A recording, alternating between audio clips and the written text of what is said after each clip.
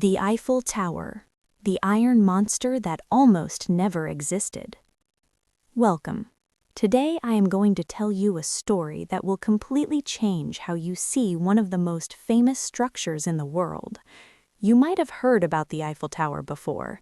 Maybe you know it as that iconic iron tower in Paris, or perhaps you've seen it in countless movies, standing there against the Parisian sky, a symbol of romance and France itself. But today, I am going to tell you the real story, the story that goes beyond the tourist photos, beyond the Instagram posts, beyond what any guidebook will tell you. The Eiffel Tower is not just a tower, it is a monument to human stubbornness, a testament to one man's refusal to give up even when the entire world told him he was wrong. It is a structure that was supposed to exist for only 20 years, but has now stood for over 135 years. It is a building that Parisians hated so much they wanted to tear it down, but today they cannot imagine Paris without it. This is the story of Gustave Eiffel, a brilliant engineer who risked everything to build what people called the Iron Monster. This is the story of a tower that was supposed to be temporary but became eternal.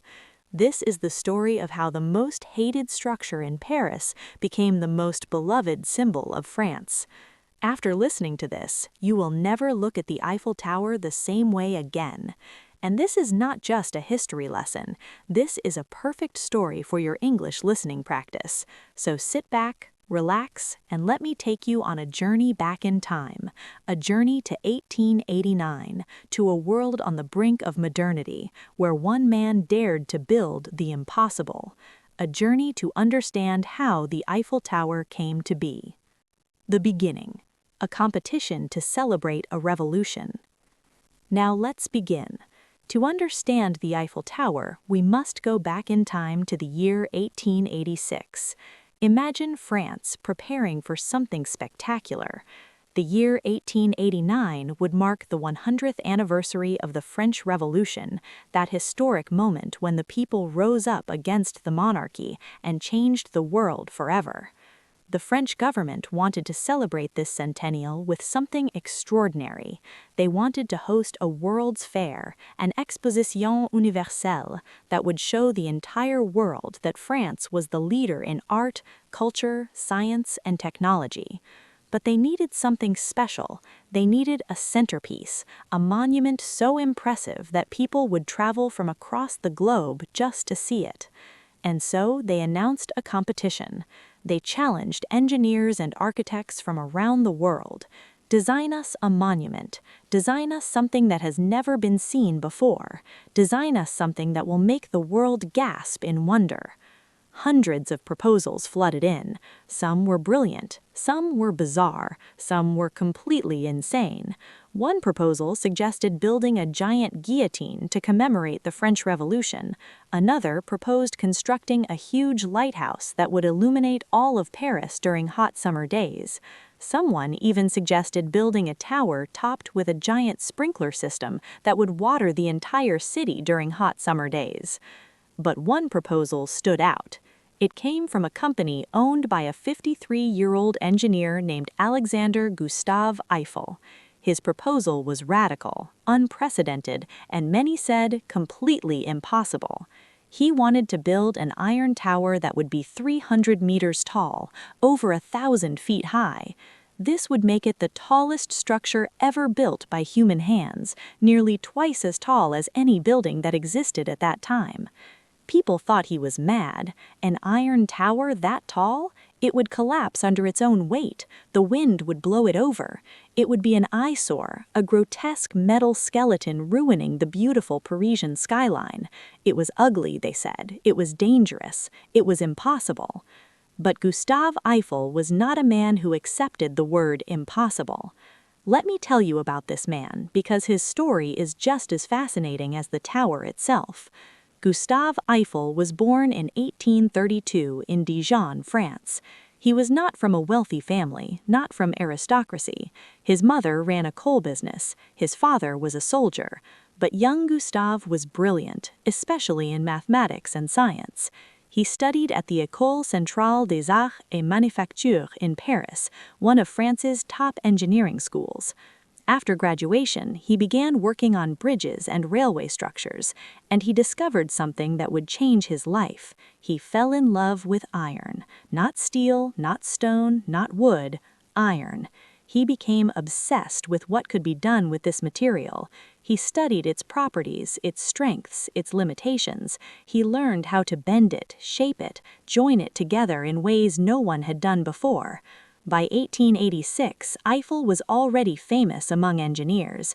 He had built bridges across Europe, in Portugal, in Romania. He had designed the internal structure of the Statue of Liberty. Yes, that Statue of Liberty, the one in New York Harbor.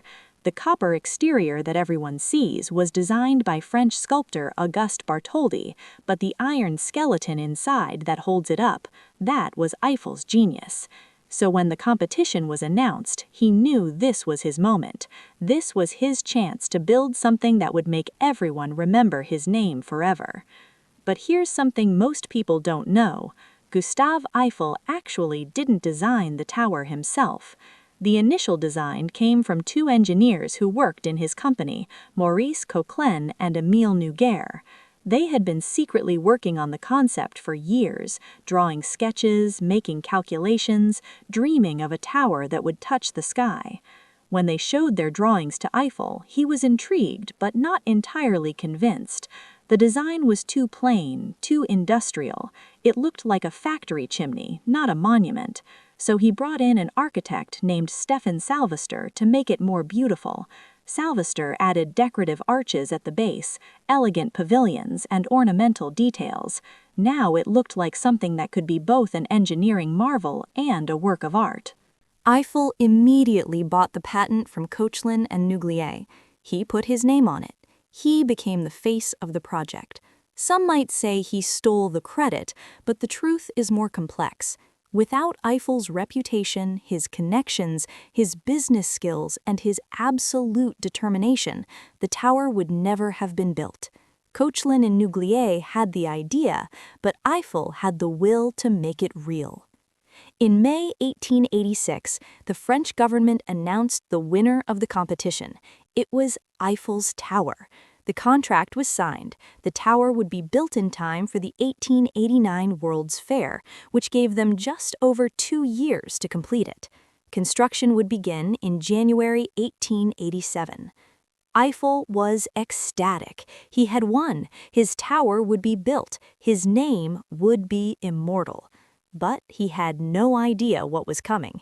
He had no idea that winning the competition was just the beginning of the battle. The opposition. Paris rises against the iron monster. But almost immediately, something terrible happened. The artists, writers, and intellectuals of Paris exploded in fury. They were horrified by the idea of this metal tower. They thought it would destroy the beauty of Paris. They thought it was an insult to French culture. On February 14, 1887, a letter was published in the newspaper Le Temps. It was titled Protestation contre la tour de Monsieur Eiffel, Protest against Mr. Eiffel's Tower. It was signed by some of the most famous names in French culture: writers, painters, sculptors, architects. Names like Guy de Maupassant, one of France's greatest writers; Alexandre Dumas fils, author of The Lady of the Camellias; Charles Gounod, the famous composer. The letter was brutal. Let me translate some of it for you. They wrote, "We come, writers, painters, sculptors, architects, passionate lovers of the beauty of Paris, to protest with all our strength, with all our indignation, in the name of French taste, in the name of threatened French art and history, against the erection in the heart of our capital of the useless and monstrous Eiffel Tower." They called it the Tower of Babel. They said it was a gigantic black factory chimney. They claimed it would cast a shadow of disgust over Paris. They said that even commercial America would not want such a thing. They insisted that everyone who loved Paris, who respected its history and beauty, should stand against this metal carcass. The opposition was fierce and widespread. Newspapers ran cartoons showing the tower as an ugly monster destroying Paris. They depicted it collapsing and crushing buildings. They showed it as a skeleton, as a giraffe, as anything to make it look ridiculous and dangerous. Some of the complaints were aesthetic. It's ugly, it will ruin Paris. But others were more practical and, frankly, more reasonable. Engineers who were rivals of Eiffel claimed the tower was structurally unsafe. They said the wind would blow it down. They said the vibrations would crack it apart. They warned that pieces of iron would fall off and kill people walking below. One mathematician calculated that when the tower reached 229 meters, the structure would collapse. Local residents were terrified. People who lived near the Champ de Mars, where the tower would be built, worried that it would fall on their houses. They filed legal complaints. They organized protests. They did everything they could to stop construction. Even some of Eiffel's own friends told him to give up. "Gustave, this is too much. The whole city is against you. Save your reputation. Abandon the project." But Gustave Eiffel did not give up. In fact, the opposition made him more determined. He responded to his critics with calm, logical arguments. He explained the mathematics, the engineering principles, the safety features built into the design. He offered to prove that the tower would withstand any wind. He promised that if anything went wrong during construction, he would personally pay back the government's investment. He would risk his entire fortune on this tower. He believed in it that much. The government stood by him. The contract was signed. The opposition continued, but construction would proceed. Gustave Eiffel had won the first battle, but the real challenge was just beginning. Now he had to actually build this impossible tower. On January 28, 1887, construction officially began. And what happened over the next 2 years and 2 months was nothing short of miraculous. First, they had to dig the foundations. This might sound simple, but it was incredibly difficult. 2 of the tower's 4 legs would rest on solid ground, but the other 2 would be on the banks of the Seine River, where the soil was soft and waterlogged. Eiffel designed special caissons, enormous metal boxes that would be sunk deep into the ground and filled with concrete. These foundations had to be perfectly level and perfectly positioned. Even a tiny error would mean the entire tower would be crooked or unstable. The precision required was extraordinary. The foundations were finished in 5 months, and they were perfect, not 1 millimeter off. This was remarkable considering the technology available in 1878. Then came the real challenge, assembling the iron structure. The tower would be made of 18,008 individual pieces of iron, connected by 2.5 million rivets. Every single piece was designed and manufactured in Eiffel's factory in Levallois-Perret, on the outskirts of Paris. Each piece was numbered and prefabricated to exact specifications. This was revolutionary. Eiffel essentially invented the concept of prefabrication and modular construction. The pieces were transported to the Champ de Mars and assembled on site. But how do you assemble a 300-meter tower? In 1887, there were no cranes tall enough. No scaffolding could reach that high. Eiffel had to invent new methods as he went along. He used wooden scaffolding for the first stage, up to about 45 meters. After that, he used the tower itself as scaffolding. He designed special movable cranes that could climb up the tower's legs as construction progressed. These cranes would lift iron pieces up, workers would position them, and teams of riveters would permanently join them together. The riveting process was fascinating and dangerous. Iron rivets would be heated in portable forges until they were red hot. One worker would toss the red-hot rivet to another worker, who would catch it, yes, catch a red-hot piece of metal, in a container. Then it would be quickly inserted into a hole, and another worker with a heavy hammer would pound it flat, joining the iron pieces together. All of this happening hundreds of feet in the air on narrow iron beams with no safety harnesses. But here's the astonishing thing. During the entire construction of the Eiffel Tower, only one worker died. One. In an era when construction deaths were common, when workplace safety was barely a concept, Eiffel managed to build the tallest structure in the world and lose only one life. How? Because Gustave Eiffel was obsessed with safety. He installed safety nets, he insisted on safety procedures, he moved slowly and carefully, never rushing even when the deadline loomed. He valued his workers' lives more than speed. This was almost unheard of in the 19th century. Over 300 workers labored on the tower. They worked in all weather conditions: blazing summer heat, bitter winter cold, rain, wind, snow. As the tower grew taller, the work became more dangerous. The wind was stronger up high. The iron was slippery when wet. One wrong step meant a fatal fall. And yet they continued, day after day, week after week, month after month. The iron skeleton slowly rose above Paris. At first, it didn't look like much, just metal beams sticking up from the ground. But as it grew, people began to change their minds. By the time the first level was completed at 57 meters high, even some of the critics had to admit it was impressive. When the second level reached 115 meters, tourists were already climbing up to see the view.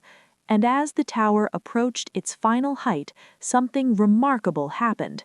The people of Paris, who had hated the idea of the tower, who had protested against it, who had called it a monster and an eyesore, began to fall in love with it. They would gather at the Champ de Mars every day to watch the construction. It became a spectacle, a daily show. Artists came to paint it, photographers came to photograph it. People picnicked on the grass below, looking up in wonder at this incredible structure rising toward the sky. Guy de Maupassant, the famous writer who had signed the letter of protest, supposedly ate lunch in the tower's restaurant every day. When someone asked him why, if he hated the tower so much, he replied, "It's the only place in Paris where I don't have to see it." But even he couldn't truly resist its charm. On March 31, 1889, the tower was complete. 2 years, 2 months, and 5 days after construction began. It was finished on time, under budget, and exactly as Eiffel had promised. It stood 300 meters tall, 312 meters if you counted the flagpole at the top. It was the tallest structure in the world, surpassing the Washington Monument. It would hold that record for 41 years, until the Chrysler Building was completed in New York in 1930. Gustave Eiffel climbed to the top and planted the French flag. A crowd of thousands cheered below. He had done it. He had built the impossible. The tower that everyone said would collapse was standing firm. The metal monster had become a marvel. But there was still one problem. The tower was only supposed to stand for 20 years. The survival. How the tower escaped destruction. Here's something that surprises most people. The Eiffel Tower was always meant to be temporary. The contract specified that it would be dismantled after 20 years. In 1909, it was supposed to be torn down, sold for scrap metal, and removed from Paris forever. Why? Because it was built specifically for the 1889 World's Fair. Once the fair was over, the tower was considered to have served its purpose. The land would be cleared for something else. The iron would be melted down and reused. That was the agreement. Gustave Eiffel knew this from the beginning. He knew he had only 20 years. So, from the moment the tower was completed, he began fighting to save it. He had to prove that his tower was not just a temporary attraction, but a permanent asset to France.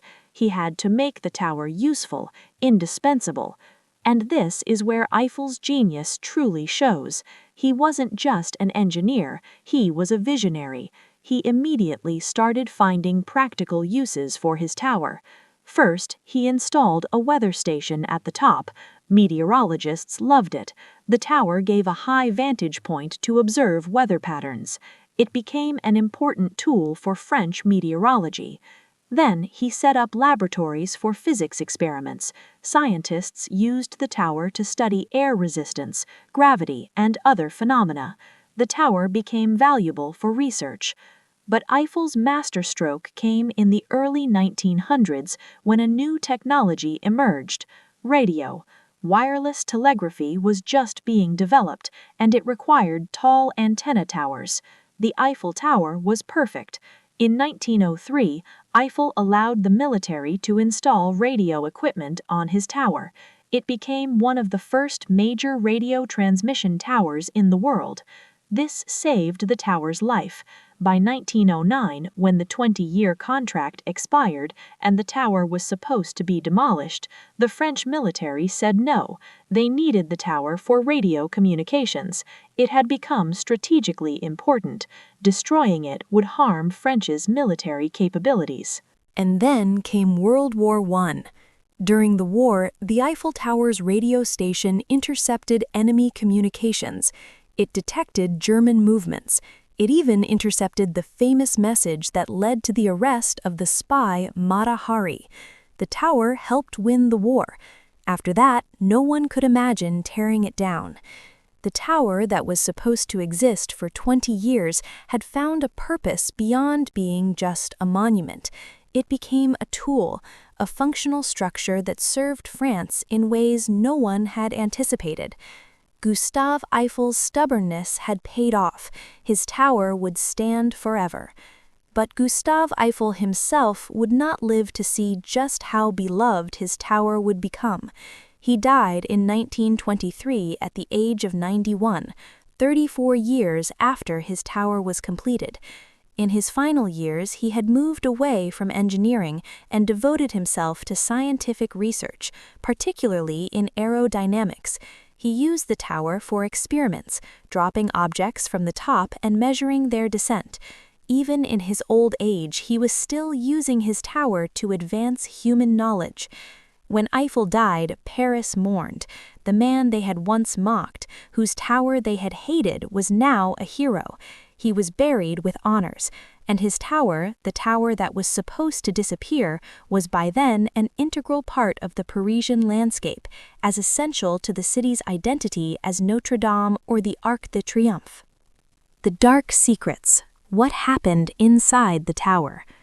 But the Eiffel Tower has secrets, stories that most people don't know, dark moments in its history that aren't mentioned in the tourist brochures. Let me tell you about some of the most shocking and tragic events that have happened at the Eiffel Tower over the past 135 years. First, there's the sad reality of suicides. The Eiffel Tower has been a magnet for people who want to end their lives.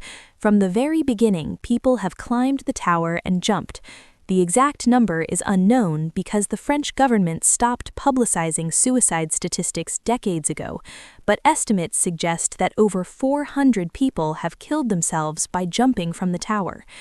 The first recorded suicide happened in 1898, just 9 years after the tower opened. Since then, it has become one of the world's most frequent suicide locations. The tower management has installed barriers, nets, and security measures to prevent jumps, but people still find ways. It's a tragic shadow over what is supposed to be a joyful monument. Then there are the accidents. In 1912, an Austrian tailor named Franz Reichelt decided to test his invention, a wearable parachute coat, by jumping from the first level of the Eiffel Tower. He told officials it was just a demonstration with a dummy, but at the last moment he jumped himself. The parachute didn't open. He fell 60 meters and died instantly. The footage was filmed, and the footage still exists today. It's a horrifying reminder of how the tower has witnessed human folly as well as human achievement. During World War II, the Eiffel Tower had a strange and tense history. When Nazi Germany occupied Paris in 1940, Adolf Hitler wanted to visit the tower, but French resistance fighters cut the elevator cables. The Nazis could have repaired them, but Hitler refused to climb the stairs. He never went to the top. There's a famous saying, Hitler conquered France, but he never conquered the Eiffel Tower.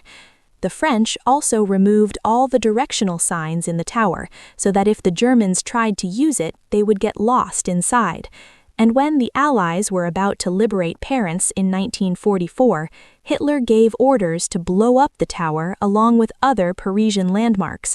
Fortunately, the German general in charge of Paris, Dietrich von Schultitz, disobeyed Hitler's orders. He surrendered the city instead. The Eiffel Tower was saved. There have also been bizarre stunts.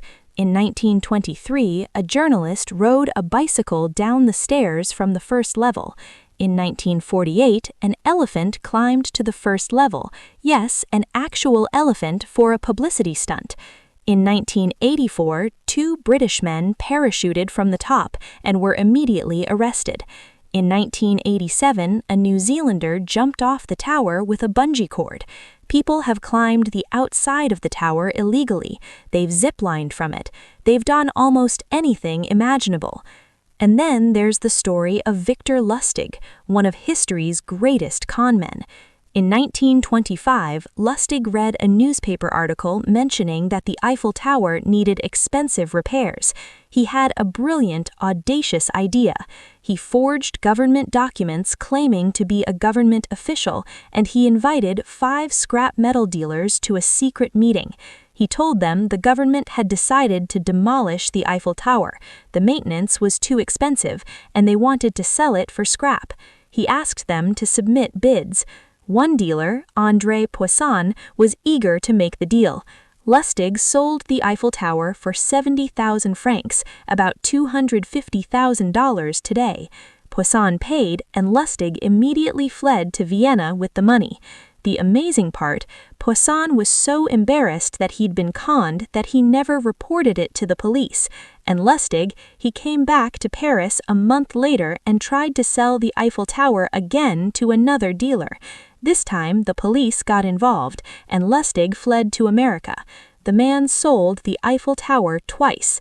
These stories, the suicides, the stunts, the cons, the wartime drama, they're all part of the tower's history. The Eiffel Tower isn't just a passive monument, it's been the stage for human tragedy, comedy, bravery, and absurdity. The transformation, from eyesore to icon. But the most remarkable thing about the Eiffel Tower is not how it was built, but how it transformed from one of the most hated structures in Paris to one of the most beloved symbols in the entire world. Think about what happened. In 1887, the most respected artists, writers, and intellectuals in France called it a monstrosity. They said it would ruin Paris. They said it was ugly, useless, and offensive to French culture. They wanted it stopped before construction even began. By 1889, when the tower opened for the World's Fair, over 2 million people climbed it. They waited in long lines for hours just to ride the elevators or climb the stairs to see the view from the top. It became the most popular attraction at the fair. By the early 1900s, artists began to see the tower differently. Painters like Robert Delaunay, Georges Seurat, and Henri Rousseau made it the subject of famous artworks. Photographers like Brassai captured its beauty at night. Writers like Guillaume Apollinaire wrote poems about it. The tower became a symbol of modernity, of progress, of the machine age. It represented humanity's ability to reshape the world, to build things that seemed impossible. It showed that technology and beauty were not opposites, that iron and mathematics could create something as moving as any sculpture or painting. And then something even more interesting happened. The Eiffel Tower became a symbol of Paris itself, and, by extension, of France. Even though it was initially rejected as un-French, as contrary to French aesthetic values, it gradually became the single most recognizable symbol of France to the entire world. Today, if you show someone a silhouette of the Eiffel Tower, they immediately think Paris or France.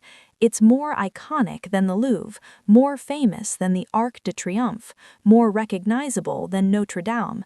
It has become what semiotics professors call a universal signifier, an image that instantly communicates a specific meaning across all cultures and languages. But why? Why did this transformation happen? How did the metal monster become an icon of romance, elegance, and French culture? Part of it is familiarity. Over time, people got used to seeing the tower. It became part of the landscape. What seemed strange and jarring in 1887 became normal, then comforting, then essential. Parisians couldn't imagine their city without it anymore. Part of it is its unique appearance. There's nothing else like the Eiffel Tower. Its lattice ironwork, its graceful curve, its sheer size, it's instantly recognizable. In an age of skyscrapers and modern architecture, it still stands out as special, different, iconic. Part of it is the view. Millions of people have climbed the tower and seen Paris spread out below them. That experience creates an emotional connection. The tower becomes associated with memory, with joy, with the thrill of seeing something beautiful. And part of it is what the tower represents. In the 20th century, as the world went through wars, technological revolution, and social change, the Eiffel Tower remained constant. It survived 2 world wars. It saw the rise and fall of empires. It witnessed the birth of aviation, radio, television, computers, and the internet. Through all of this, it stood there, unchanged, a reminder of human ingenuity and perseverance. The tower has also become a symbol of romance. Countless couples have gotten engaged at the top. Millions of photographs show lovers kissing with the tower in the background. It appears in romantic movies, novels, and songs. Why? Perhaps because its story is itself romantic, a tale of someone believing in their vision despite universal rejection, of persistence in the face of opposition, of ultimate triumph. That's a story people connect with on an emotional level. Today, the Eiffel Tower receives about 7 million visitors per year, making it the most visited paid monument in the world. It has been featured in thousands of films, from Casablanca to Inception. It has inspired replicas in Las Vegas, Tokyo, and dozens of other cities. It has become one of those rare creations that transcends its original purpose and becomes something larger, something universal. But the Eiffel Tower is not a museum piece. It's not a static relic of the past. It's a living, working structure that continues to evolve. The tower is repainted every 7 years. It takes 60 tons of paint and 25 painters working for 18 months to complete one painting cycle. The color has changed over the years. Initially, it was reddish-brown. Then it became yellow. Now it's painted in 3 shades of brown, darker at the bottom and lighter at the top to enhance its appearance against the sky. The tower has modern elevators, although they still follow some of Eiffel's original design principles. It has restaurants, including the Michelin-starred Le Jules Verne on the 2nd level. It has gift shops, exhibits, and even an ice skating rink that appears in winter. But most dramatically, since 1985, the tower has been illuminated at night with 20,000 light bulbs. For 5 minutes every hour after dark, the entire tower sparkles with twinkling lights. This light show has become one of the most photographed and filmed spectacles in the world. People gather on the Trocadero Plaza across the river just to watch the tower sparkle. The tower has also become a symbol of celebration and mourning for France and the world. It lights up in the colors of different nations' flags after tragedies to show solidarity. After the terrorist attacks in Paris in 2015, the tower went dark in mourning. For the 2024 Olympics in Paris, it will be central to the celebrations. The tower continues to serve practical functions too. It still houses radio and television transmitters. The antenna on top, which has been rebuilt and extended several times, brings the tower's total height to 330 meters. It broadcasts dozens of radio and television channels across the Paris region. Scientists still use the tower for research. Studies on air pollution, weather patterns, and even physics experiments continue. The tower is particularly valuable for atmospheric research because it provides data at multiple elevations from ground level to 300 meters high. And the tower has become a canvas for messages. During climate conferences, environmental slogans have been projected on it. During humanitarian crises, solidarity messages appear. The tower speaks not just for Paris or France, but often gives voice to human concerns and values that transcend national boundaries. But maintaining the Eiffel Tower is an enormous challenge. Iron corrodes, weather damages it, millions of visitors create wear and tear. A team of engineers constantly monitors the structure for any signs of weakness or stress. They replace rivets, repair ironwork, and ensure that Eiffel's 135-year-old creation remains safe. There have been discussions about major renovations. Some engineers argue that parts of the tower need to be completely replaced. Others worry that too much change would alter its historic character. It's a delicate balance between preservation and modernization. What's certain is that the tower requires constant care and attention. The French government estimates that maintaining the Eiffel Tower costs about 15 million euros per year. But the tower also generates significant revenue through ticket sales and concessions, making it financially self-sufficient. The legacy. What Eiffel teaches us. So what can we learn from the story of the Eiffel Tower? What does this iron structure tell us about human nature, about creativity, about persistence? First, it teaches us about vision. Gustave Eiffel saw something that no one else could see. He imagined a 300-meter iron tower when the tallest buildings in the world were barely 150 meters high. He believed in something that didn't exist and worked to make it real. That's what visionaries do. They don't accept the world as it is. They imagine how it could be. Second, it teaches us about opposition. The Eiffel Tower might never have been built if Eiffel had listened to his critics. The most respected voices in Paris told him to stop. They mocked him. They called his dream impossible and ugly. But he didn't give up. He believed in his vision more than he feared criticism. This is a powerful lesson. Sometimes the world needs time to catch up to new ideas. What seems wrong today might seem obvious tomorrow. Third, it teaches us about purpose. The tower was supposed to be temporary, but Eiffel found ways to make it indispensable. He gave it purposes beyond its original intent: scientific research, radio transmission, weather monitoring. He showed that a creation's value isn't fixed at birth. It can grow and change and find new meanings over time. Fourth, it teaches us about transformation. The tower that was called a monster became a symbol of beauty. The structure that was meant to last 20 years has lasted 135 and counting. The temporary became permanent. The hated became beloved. This shows us that nothing is fixed. Opinions change. Values evolve. What matters is having the courage to create something meaningful, even if the world doesn't immediately understand it. And finally, it teaches us about legacy. Gustave Eiffel died nearly a century ago, but his tower stands. It has become more famous than he ever was. It has taken on meanings he never imagined. It has become part of human culture, recognized and loved by billions of people who never heard Eiffel's name. This is what great creations do. They outlive their creators. They transcend their original purpose. They become part of the shared heritage of humanity.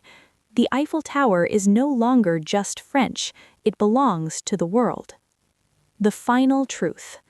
Let me tell you the final truth about the Eiffel Tower, the one that brings everything together. The Eiffel Tower is a monument to the power of human stubbornness. It exists because one man refused to accept no as an answer. It stands because Gustave Eiffel believed in his vision with such absolute conviction that he risked his reputation, his fortune, and his future on a structure that everyone said was impossible. Think about what he faced. The artists said it was ugly, the engineers said it was dangerous, the public said it was unwanted, the contract said it was temporary. Everything was against this tower. Every rational person would have given up. But Eiffel didn't, and because of his stubbornness, we have this incredible structure. Because he refused to listen to the doubters, the world has one of its most beloved landmarks. Because he persisted when everyone told him to quit, millions of people every year experience the joy of standing atop his tower, looking out over Paris, feeling small and awed and inspired all at once. The Eiffel Tower reminds us that the most important things in the world often come from people who don't know when to quit, from people who believe in something impossible, from people who hear no 1,000 times but keep trying anyway. It reminds us that beauty is subjective and changes over time. What one generation despises, another might cherish. What seems radical and shocking today might seem classical and traditional tomorrow. It reminds us that purpose and meaning can evolve. The tower was built as a temporary exhibition centerpiece. It became a radio antenna, a scientific laboratory, a tourist attraction, a symbol of France, a symbol of romance, a symbol of human achievement. It kept finding new purposes, new meanings, new reasons to exist. And most importantly, the Eiffel Tower reminds us that sometimes the most criticized ideas become the most celebrated realities. The things that make people uncomfortable, that challenge conventions, that seem wrong or impossible or ugly at first, these are often the things that change the world. When you look at the Eiffel Tower today, you're not just seeing iron and rivets. You're seeing proof that persistence matters. You're seeing evidence that vision can overcome opposition. You're seeing a monument to the idea that one person with conviction can create something that outlasts empires and touches millions of lives. The Eiffel Tower was supposed to be dismantled in 1909. Instead, it's still standing in 2025, more beloved than ever, more iconic than ever, more essential to Paris than ever. It has become eternal not because it was designed to be, but because it earned its place through usefulness, beauty, and the deep emotional connection it creates with everyone who sees it. Today, every 13 seconds, someone arrives at the Eiffel Tower for the first time. They look up at this soaring structure of iron lace, and they feel something: wonder, joy, inspiration. That moment of awe has been replicated hundreds of millions of times since 1889, and it will continue for centuries to come. The artists who called it a monster are long forgotten. The critics who said it should never be built are dust. But the tower stands. Gustave Eiffel's impossible dream has become one of the most enduring symbols of human creativity and determination.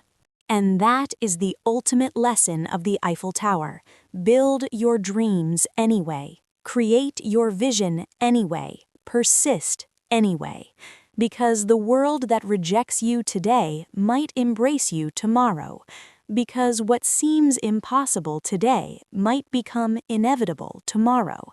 Because the monument that was meant to last 20 years might last forever. This is the Eiffel Tower. This is its story, and this is why it will live forever, standing there in the heart of Paris, a 330-meter reminder that nothing is impossible if you refuse to give up.